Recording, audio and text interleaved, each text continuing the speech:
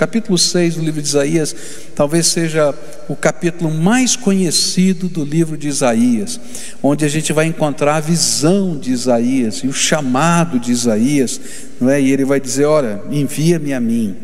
Mas é interessante porque o capítulo 6 de Isaías é o clímax de uma série de mensagens que Deus estava dando a Isaías desde o capítulo 1.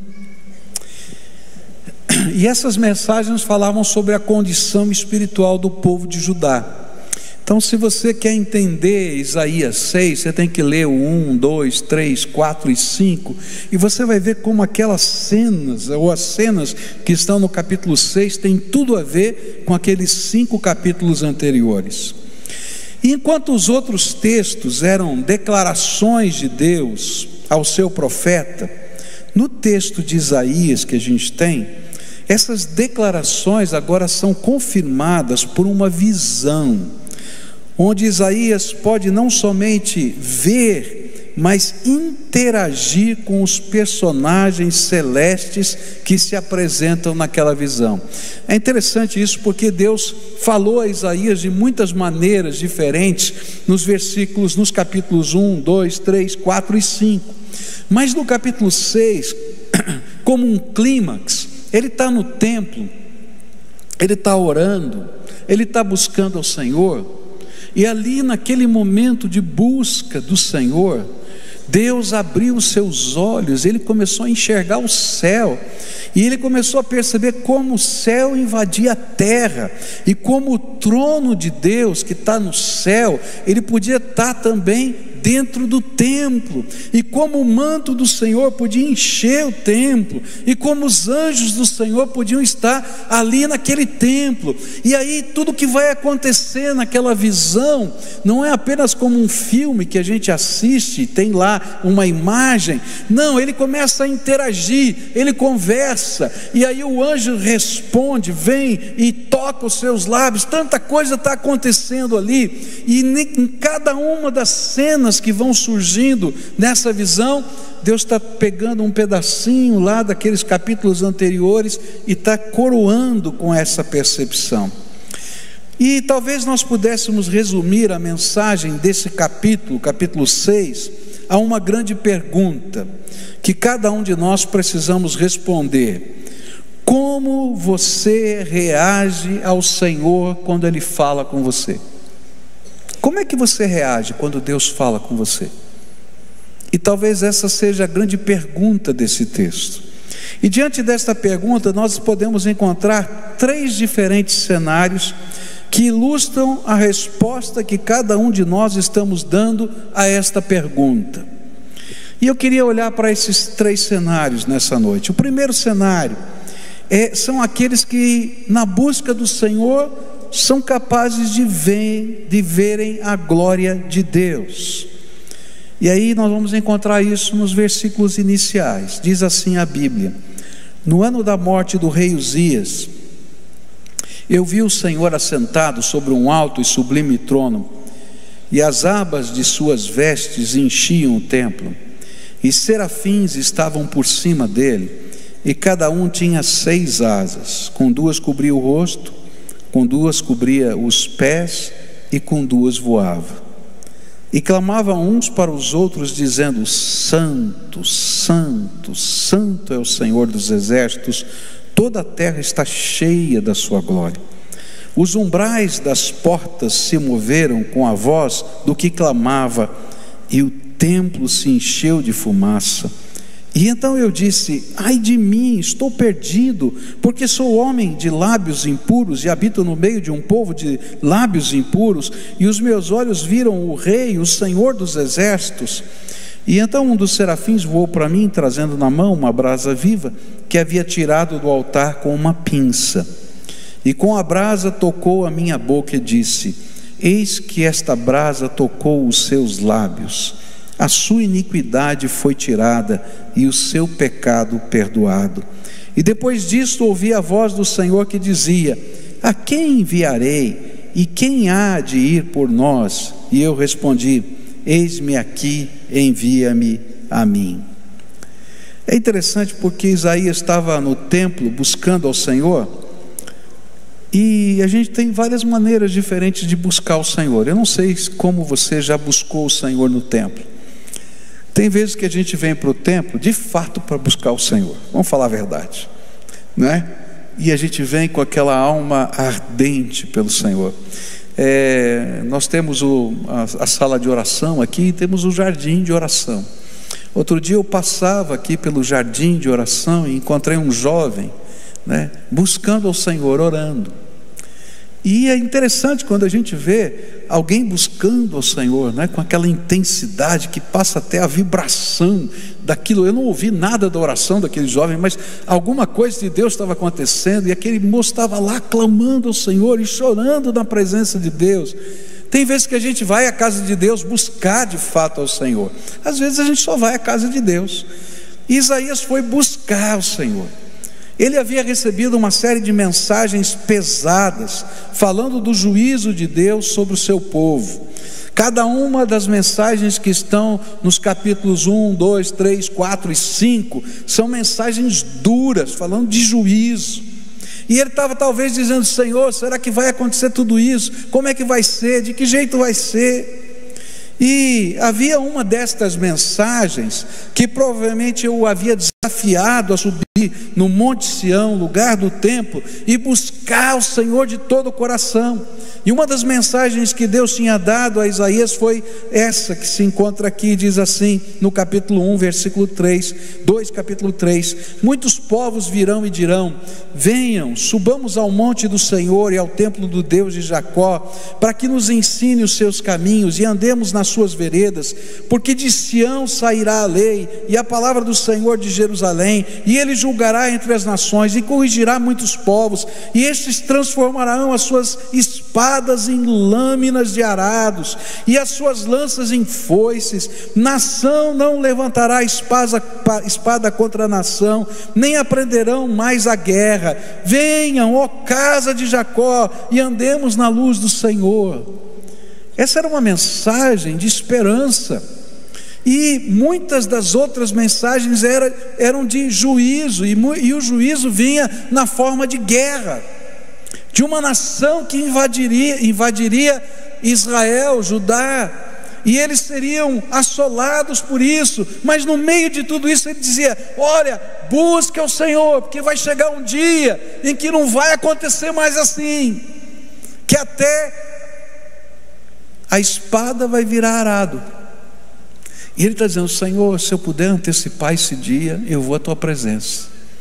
E ele vai lá orar: Senhor, eu vou me fiar na tua promessa, eu vou crer na tua promessa, e eu vou buscar isso aí, Senhor. Eu sei que o Senhor falou que vai vir juízo, mas se pode haver, Senhor, um jeito de antecipar a vinda desse dia bom, então eu estou aqui para antecipar. E é no meio dessa busca que Deus vai falar agora com essa visão. E ali no tempo em que as promessas daquela profecia se tornam numa visão da sua santidade, da santidade de Deus e da glória. E esta cena, a primeira cena, nos ensina que há um grupo de pessoas nessa terra que buscam e encontram o Senhor. Buscar-me-eis e me achareis, quando me buscardes de todo o vosso coração. E sabe, quando a gente encontra o Senhor, alguns milagres de Deus acontecem na vida da gente. O primeiro milagre que aconteceu na vida de Isaías foi ter os seus olhos abertos para reconhecer a santidade de Deus. E talvez essa seja a grande marca desse texto em comparação com os capítulos 1, 2, 3, 4 e 5, porque o povo não reconhecia a santidade de Deus. E por isso eles pecavam, e não, mesmo que tivesse religiosidade, eles não viviam a fé, porque eles não reconheciam a santidade de Deus. E aí você imagina essa cena: ele começa a olhar e o céu se abre, e os anjos começam a adorar a Deus. E um tipo especial de anjo, chamado serafim, começa a gritar: santo, santo, santo é o Senhor. e não apenas a gritar, mas a Bíblia diz que nessa visão ele viu os serafins como tendo 6 asas, e 2 delas eles cobriam o seu rosto por causa da glória de Deus, e com 2 delas eles cobriam os seus pés, quase que cobrindo o seu corpo todo, por causa da majestade de Deus. E o interessante é que a palavra serafim quer dizer ardente, brilhante. O anjo mais brilhante, mais glorioso, mais resplandecente da glória de Deus do céu são os serafins. E são esses anjos que cobrem o rosto diante da santidade de Deus. E nessa hora, esse homem, Isaías, que era um profeta, ele entende a santidade de Deus. E ele começa a perceber como isso se contrastava com a mensagem do capítulo 1, versículos 10 a 17, que diz que o povo não reconhecia a santidade de Deus e que não o adorava, apenas o adoravam com os lábios e não com o coração, porque não reconheciam a glória do Senhor. E apesar de reconhecerem, de viverem a liturgia, as suas vidas não eram capazes de reconhecer e temer a santidade de Deus. Quando nós buscamos a Deus de toda a nossa alma, Deus se revela a nós, e a grandeza e a glória de Deus se manifestam na nossa vida, e daí nasce o verdadeiro louvor e adoração. A gente teme ao Senhor.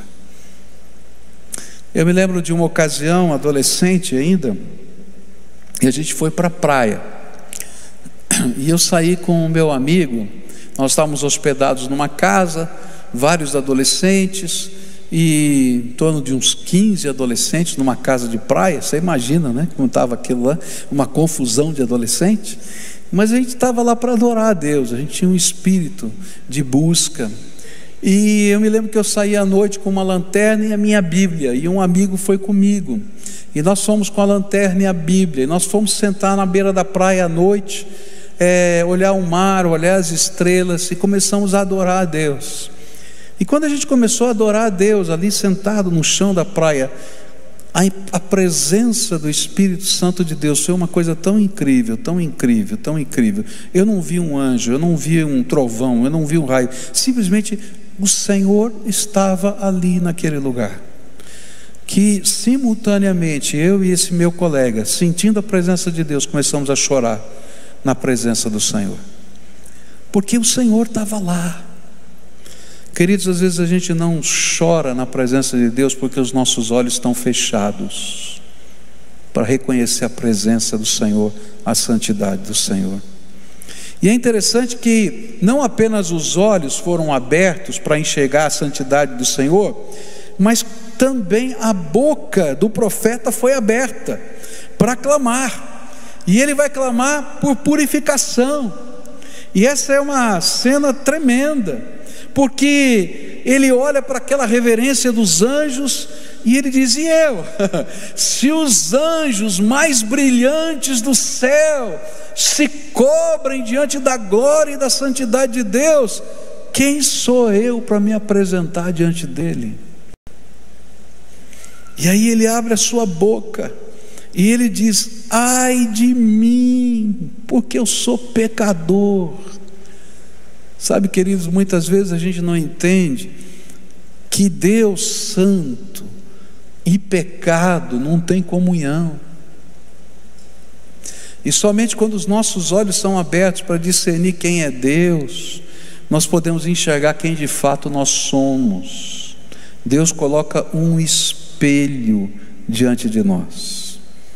Deus coloca um espelho diante de nós. E a gente vai ter que entender que um dia a gente vai ter que se encontrar com o Deus Todo-Poderoso, com esse Deus Santo. E a grande pergunta é: será que a gente está preparado para esse encontro? Eu me lembro de um intercâmbio com adolescentes, e a igreja que veio trouxe um caixão de defunto. Então eu falei, coisa de adolescente mesmo. Trouxe um caixão de defunto, né? E aí eles fizeram uma cerimônia fúnebre lá no programa dos adolescentes. E chegava uma hora no culto que todo mundo tinha que passar pelo caixão para ver o defunto, né? Sabe como se faz na saída de um funeral? Todo mundo passa, né? Tá, olha para o defunto, alguns põem a mão, outros só olham, né? E assim vai. E quando você passava para olhar o caixão, né?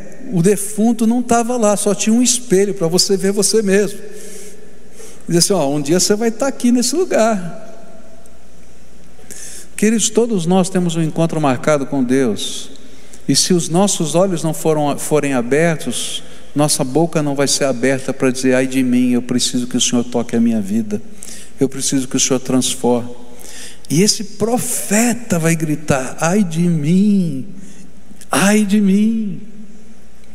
E é interessante que não apenas os olhos foram abertos, a boca foi aberta, mas essa cena gloriosa vai fazer com que algo tremendo de Deus aconteça, porque toda vez quando nós enxergamos a glória de Deus e falamos com esse Deus Todo-Poderoso, aquilo que Deus quer ouvir, que é o reconhecimento da sua santidade, da nossa necessidade, então Deus toma providências a nosso favor. E aí a gente vai encontrar os versículos 1, 8, né? A gente vai encontrar Deus entrando ali e fazendo algo tremendo. E lá no capítulo 1, versículos 18, 19 e 20, aquela cena que foi a brasa viva tomada do altar e colocada sobre os lábios do profeta, ela tem um entendimento diferente para esse profeta, porque ele vai lembrar do que a profecia que ele tinha dado. E essa profecia era assim: ainda que os pecados de vocês sejam como a escarlate, eles se tornarão brancos como a neve, ainda que sejam vermelhos como o carmesim, eles se tornarão como a lã. Se estiverem dispostos e me ouvirem, vocês comerão o melhor desta terra, mas se recusarem e forem rebeldes, vocês serão devorados pela espada, porque a boca do Senhor o disse. E então essa resposta veio imediatamente, e a cena agora era purificação. Quando a gente abre a boca, porque os olhos foram abertos, e a gente clama pela misericórdia de Deus, Deus vem e toca a nossa vida com a sua graça. E por fim, ele vai ter os seus ouvidos abertos, e ele, depois de ser purificado, escuta o clamor de Deus. É interessante porque nós clamamos a Deus, mas Deus clama a nós. A quem eu enviarei? E quem vai no meu nome para essa terra? E quando Isaías escuta isso, ele diz: eis-me aqui, Senhor. Porque eu só posso ir porque um dia o Senhor já fez uma obra tremenda na minha vida. E essa obra tremenda na minha vida é para o louvor da glória de Deus. Eu estava aqui um pouquinho antes do começo do culto, e a mamãe do pastor Eliel, que está aqui do ladinho dele, veio me procurar, me dar um abraço, né? E começou a dizer assim: eu fico tão feliz de vir aqui, porque esse menino se perdeu. Entre os 17 e os 21 anos de idade, ele ficou nas drogas.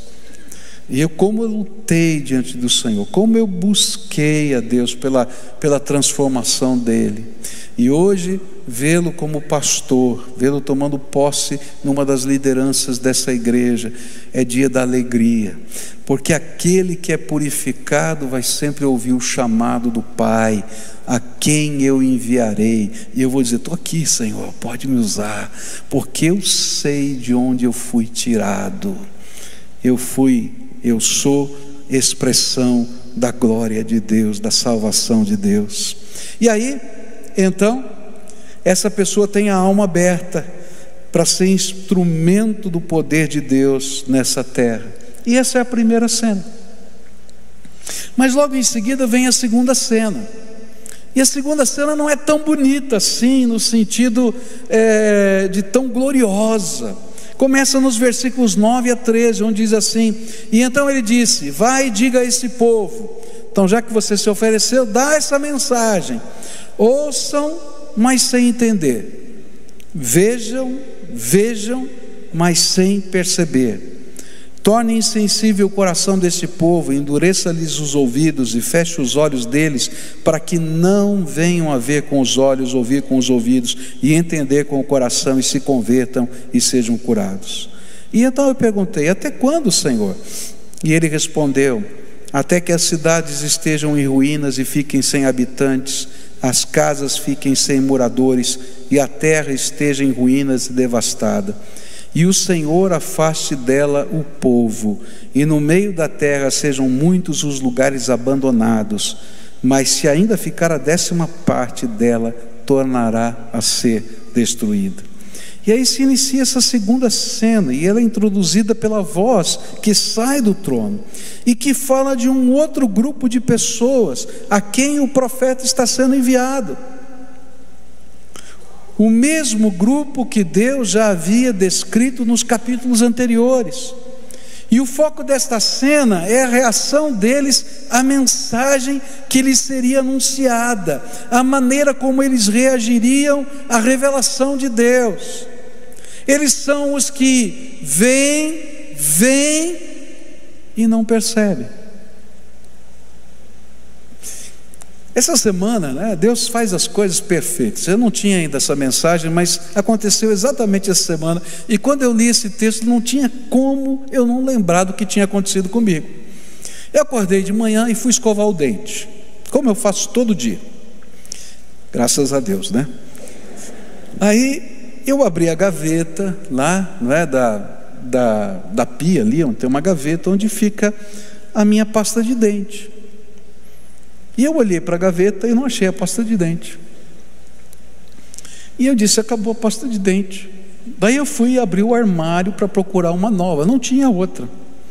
E eu fui pensando: mas onde é que está a pasta de dente? Tem pasta de dente? Eu fui no mercado, eu comprei pasta de dente. Onde está a pasta de dente? E aí eu vou olhando e olho, abro a gaveta de novo e não acho a pasta de dente.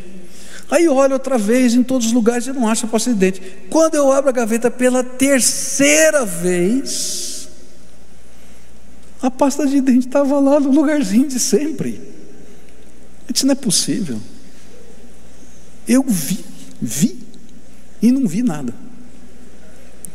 Fala a verdade, você já fez isso também, não foi? Não é só comigo, não. Aqui a gente vai para o armário, olha, onde é que está meu casaco? O casaco está na frente, assim, né? A gente abre a geladeira, onde é que está o leite? O leite está ali do lado, tá? Quem já aconteceu? Levanta a mão aqui. Aleluia, não sou só eu. Estava me sentindo o pior de todos. Mas é disso que a Bíblia fala. Tem um segundo grupo de pessoas, que são aqueles que Deus está mostrando a glória dele todo dia. Não é que Deus não está presente, não é que Deus não está fazendo algo, não é que Deus não esteja revelando coisas, não é que Deus não esteja agindo no meio deles, não. Só que eles vêm e não percebem. Aí o Senhor vai falar para Isaías: sabe o que é pior? Não é só ver e não perceber, mas é ouvir e não entender.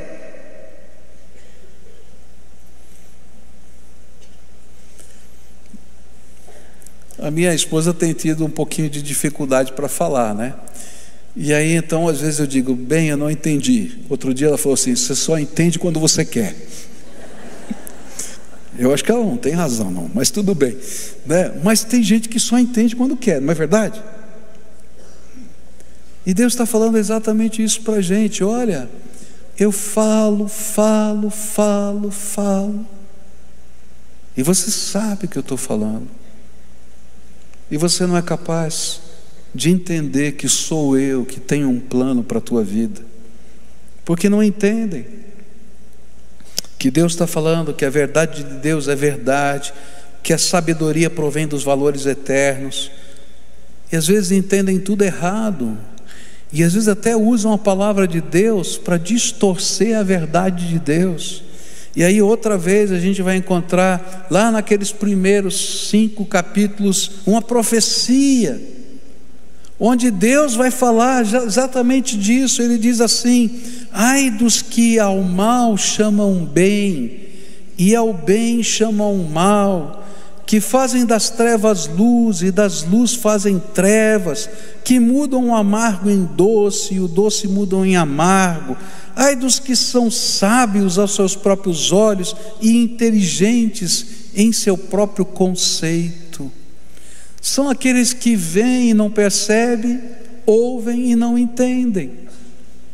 É tão interessante porque às vezes a gente está tão fora do caminho de Deus, e a Bíblia fala o que é certo e o que é errado, e a gente se acha o máximo, a gente se acha o mais capaz, o mais inteligente, a gente se acha moderno, a gente se acha contextualizado, e aí defende aquilo que Deus diz que é pecado, como se fosse a verdade mais soberana.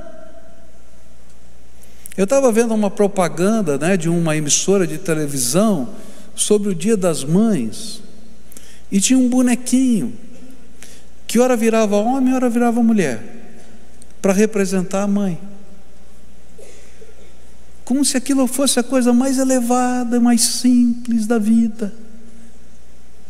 Eu nunca vi uma criança nascer do ventre de um homem. Eu não estou falando de carinho, de afeto, eu estou falando de nascer. E de repente a gente transmuda todas essas coisas, como se isso fosse normal. Veem e não percebem, ouvem e não entendem. Esse é o grupo, esse é o segundo grupo que está aqui nessa cena. E sabe o que é pior? É que a Bíblia diz que essas pessoas que veem e não percebem, ouvem e não entendem, ouvem tanto, veem tanto, que uma hora se tornam insensíveis, duros.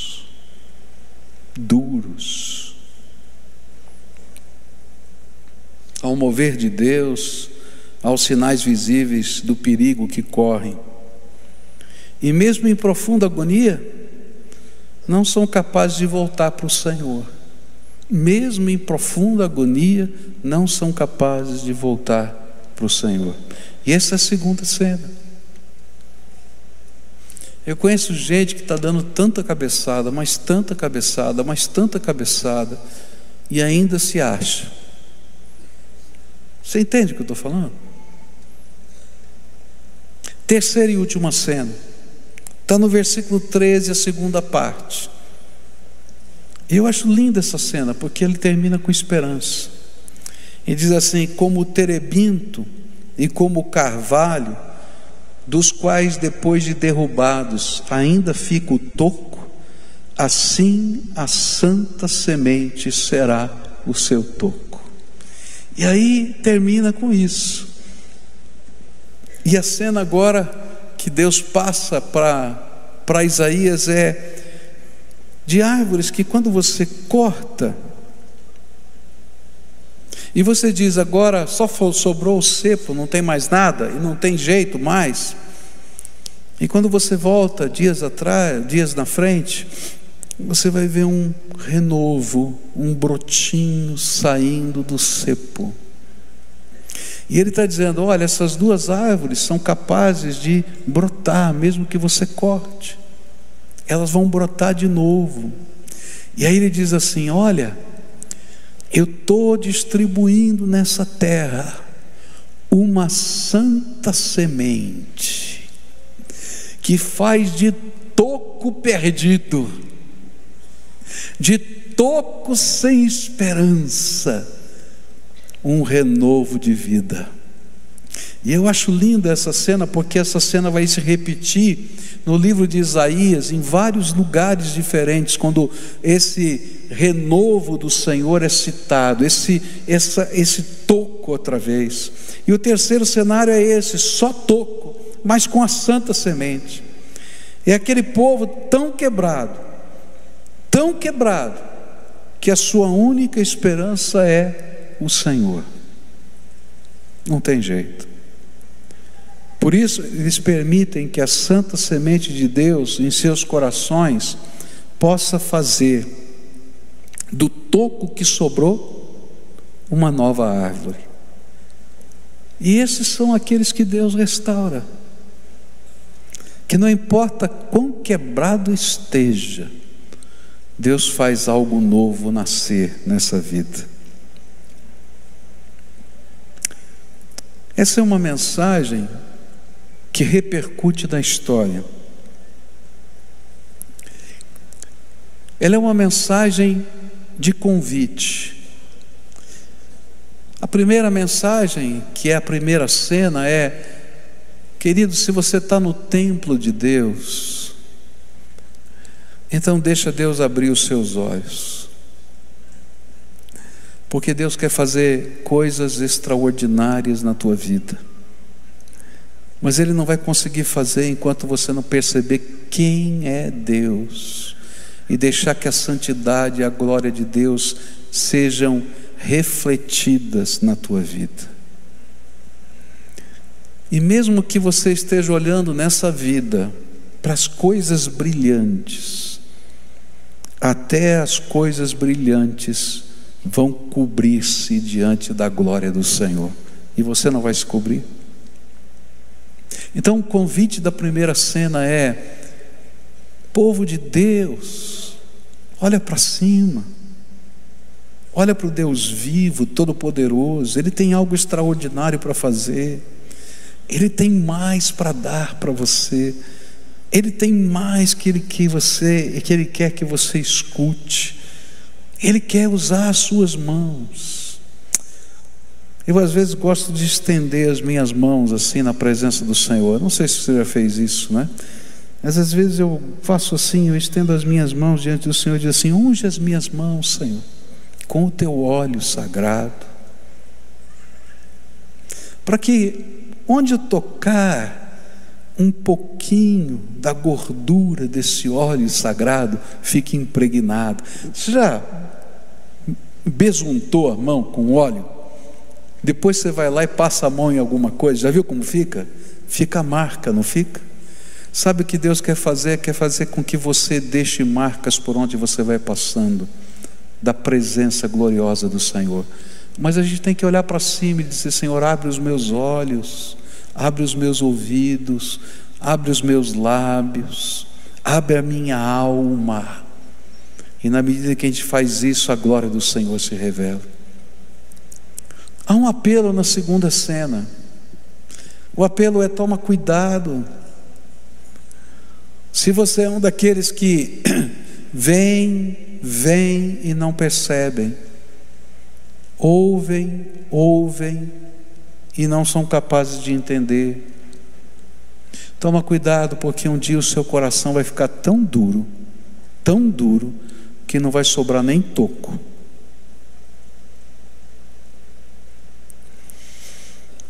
A Bíblia fala de um único pecado que não pode ter perdão. Só tem um pecado que não tem perdão.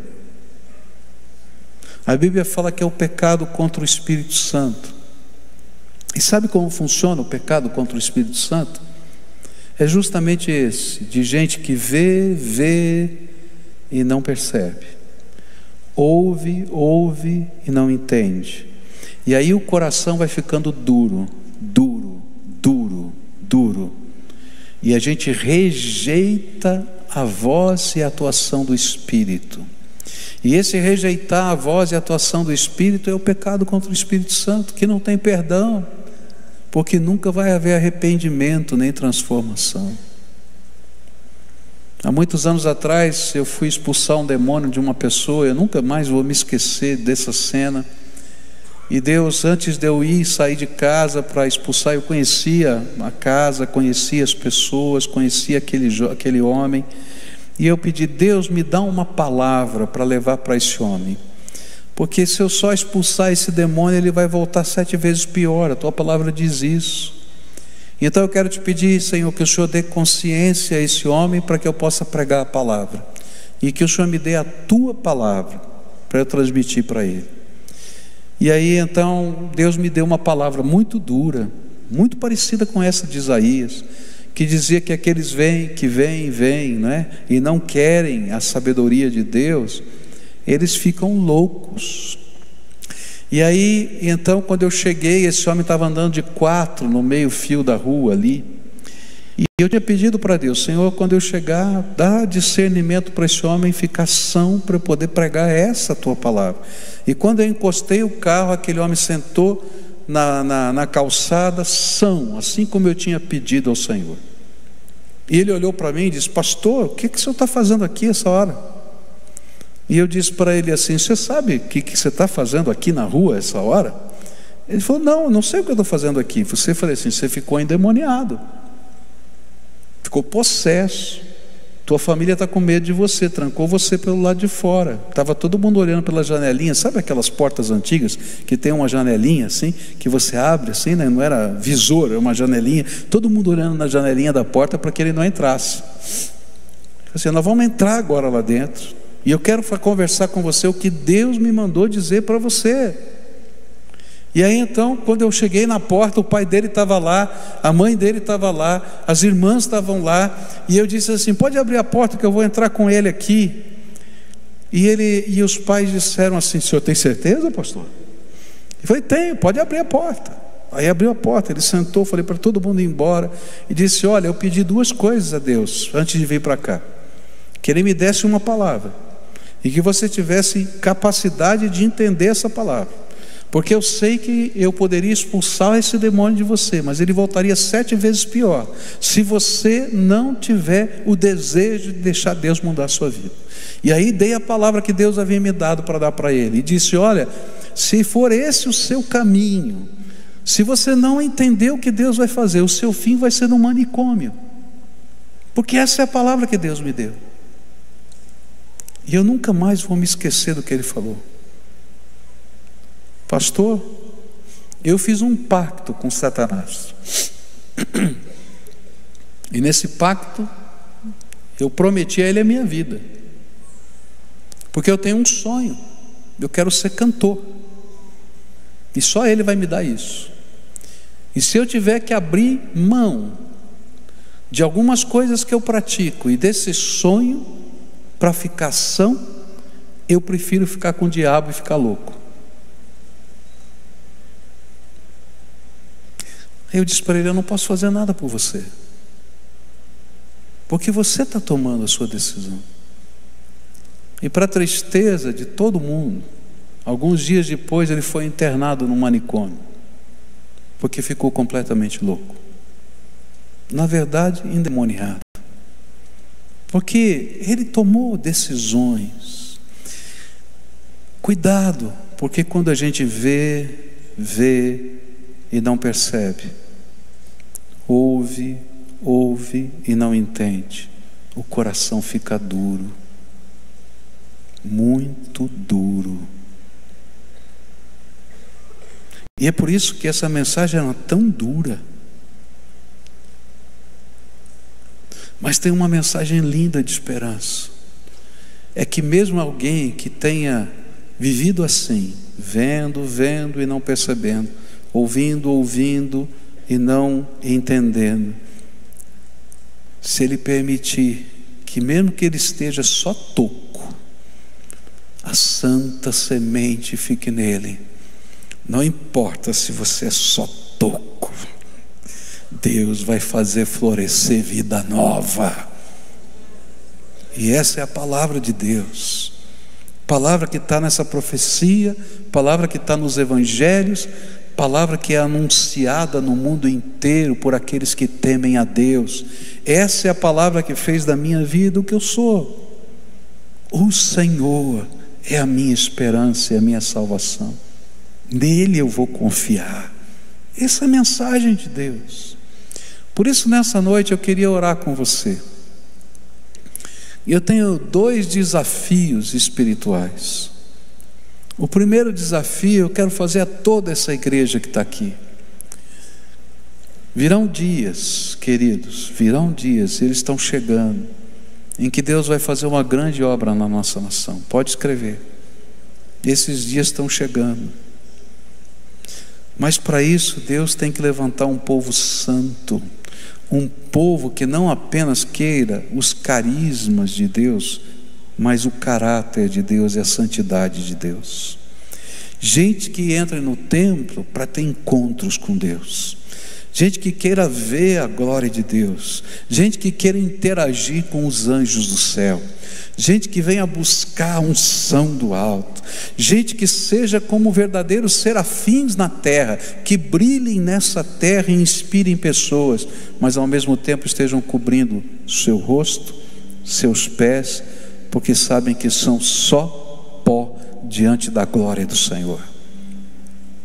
E Deus hoje está chamando você para viver essa experiência com Deus, de santidade, de busca, de adoração, da gente chegar aqui a qualquer hora do dia ou da noite e encontrar gente de mão para o céu adorando a Deus, de chegar na tua casa e ver que a sala da tua casa virou um templo de adoração ao Senhor, que você reúne os seus filhos, a sua família, e você celebra Jesus, autor e consumador da fé, onde respostas às orações vão acontecer. E a Bíblia diz que quando isso começa a acontecer, as pessoas começam a correr na direção dessa gente e dizer: por favor, nos ensinem a andar com Deus. E vai acontecer isso na tua casa. A gente vai bater na tua porta e vai dizer: por favor, me ensina a andar com Deus, porque eu vejo coisas tremendas de Deus acontecendo. E hoje eu vim desafiar essa igreja, em nome de Jesus, a ser as primícias desse santo movimento de Deus que já está nascendo nessa terra. Eu creio que Deus está fazendo algo tremendo, e eu quero estar nesse negócio, quero estar junto, e quero dizer: Senhor, faz isso na minha vida. E quando você vem para o templo, ou quando você ora na tua casa, que o céu se abra, porque você busca o Senhor de todo o coração, de toda a sua alma, com todo o seu entendimento, com todas as suas forças, e aí a glória do Senhor vai se revelar. Esse é o primeiro apelo, que eu espero que você receba e que você atenda. Mas o segundo apelo, eu vou convidar pessoas para virem aqui à frente para a gente orar, porque no meio desse povo que está aqui hoje, e quem sabe nos vendo pela televisão, pela internet, milhares de pessoas estão nos vendo agora, milhares de pessoas. No meio desse povo tem a gente que está se sentindo como só toco, não sobrou nada. E se olharem para a sua vida, vão perceber que muitas vezes viram e não perceberam, ouviram e não entenderam, e endureceram o coração. Mas ainda um pouquinho do temor de Deus sobrou na tua alma, e o Senhor quer aproveitar esse pouquinho do temor de Deus que sobrou na tua alma para Ele plantar uma santa semente e fazer desse toco sem esperança um renovo de vida glorioso, transformado, porque essa é a obra de Deus. E é isso que o Senhor diz: olha, volta para casa, volta para o Pai, deixa eu fazer uma obra nova na tua vida. E é por essas pessoas que eu queria orar hoje. Se hoje o Espírito Santo de Deus está falando ao seu coração, e nessa hora você está entendendo: olha, essa palavra de Deus foi para mim. É interessante como Deus faz isso, né? Outro dia eu conversava com uma pessoa, e essa pessoa me disse assim: olha, pastor, o senhor pregou só para mim. Aí chegou logo depois uma outra pessoa e disse assim: pastor, o senhor pregou só para mim. Eu falei: olha só, né? Tem muita gente que está dizendo só para mim, mas não é só para mim, é porque o Espírito de Deus aplica a palavra ao nosso coração. Então, se você está ouvindo a voz do Espírito Santo, a Bíblia diz: não endureçais o vosso coração, como no dia da provocação, porque a gente provoca a Deus quando o nosso coração está duro. Então, se hoje o Espírito Santo de Deus está falando com você, e ainda que você seja só toco, há uma promessa para você, há uma promessa para você. Deus vai plantar uma santa semente, uma santa semente, uma santa semente, uma santa semente, que faz do toco que ninguém dá esperança, ter vida e vida abundante. Então, se você é essa pessoa, vem para cá, hoje eu quero orar com você. Se tem uma família que está só toco, vem para cá, hoje o Senhor quer fazer algo na tua vida. Se tem um jovem, um adolescente, uma criança, um idoso, quem você for, se o Espírito de Deus está falando, vem para cá hoje, vem para cá, eu quero orar por você. Se o Espírito de Deus está falando, vem para cá, em nome de Jesus, vem para cá, pode vir, em nome de Jesus, vai saindo do seu lugar, porque Deus tem algo tremendo para fazer na tua vida. Deus tem algo tremendo para fazer na tua vida, tremendo, tremendo. Louvado seja Deus, louvado seja Deus, pela sua vida. Uma santa semente de Deus está sendo plantada, uma santa semente de Deus está sendo plantada, uma santa semente de Deus. Louvado seja o Senhor. Louvado seja o Senhor. Senhor, abre as janelas dos céus, revela a tua glória aqui entre nós, de uma maneira tremenda. Revela, Senhor, revela. Passeia com os teus anjos, Senhor, aqui, porque é a tua glória que move a nossa vida, Senhor. Venha, venha, Senhor. Se o Espírito de Deus está falando, vem, vem. Eu sei que tem povo de Deus aqui, o Espírito de Deus está incomodando, está havendo uma batalha espiritual tremenda aqui, mas hoje é dia de vitória. Hoje é dia de vitória, hoje é dia de vitória, hoje é dia de vitória. Os meninos que estão lá assistindo, lá da Cristolândia, estou falando para vocês, hoje é dia de vitória na vida de vocês. O Senhor vai escrever algo novo, porque uma santa semente vai estar sendo plantada aí na vida de vocês, viu? Você que está nos assistindo pela televisão, está nos assistindo pela internet, você que está nos ouvindo pelo rádio agora, tanta gente. Olha, hoje o Senhor quer plantar uma santa semente na tua vida. Dobra o teu joelho agora na presença do Senhor, numa expressão de reconhecimento da santidade de Deus, e deixa Ele trabalhar na tua vida. Ele tem algo novo para fazer. Deixa Deus fazer isso na tua vida. Agora eu queria convidar pessoas que venham aqui para abraçar esses que se ajoelharam na presença do Senhor. Vem cá e abraça, abraça e acolhe em nome de Jesus, acolhe em nome de Jesus. Cada um aqui vai receber alguém abraçando, vai ser acolhido em nome de Jesus, acolhido. Porque nós também somos só toco que Deus planta semente. Essa é a verdade. Então abraça, acolhe, abençoa. Só abraça agora, só abraça, só abraça. Isso, tem gente sozinha aqui na frente. Eu queria que alguém viesse. Tem um senhor sozinho aqui, tem um jovem ali, tem outro senhor que está sozinho ali, tem mais um senhor que está sozinho aqui no meio, tá? Quem está sozinho, dá um aceno aqui. Eu queria que alguém chegasse perto de você. Tem uma senhora aqui na frente que está sozinha. Isso.